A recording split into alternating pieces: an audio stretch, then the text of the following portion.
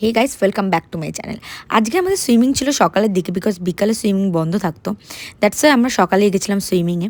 Swimming থেকে ফিরে আমি রেডি হয়ে বেরিয়েছিলাম উবের টোটো করে, কারণ 2-3 দিন ধরে আমার গাড়ি নিয়ে বেরোতে ভালো লাগছিল না, গাড়ি চালাতেও ইচ্ছা করছিল না। তো বেসিক্যালি আজকে আমার কিছু মিটিং ছিল, তার সাথে কিছু কাজও ছিল। তো আমি স্টারবাক্সে গিয়ে ওখানে একটা কফি আর স্যান্ডউইচ খাই, দেন আমি আমার কাজটা শেষ করি, কটা মিটিং ছিল সেইগুলো কমপ্লিট করি। দেন স্টেশনারি থেকে আমার কিছু জিনিসপত্র নেওয়ার ছিল, যেইগুলো নিয়ে দেন আমি ফিরে আসি বাড়ির জন্য।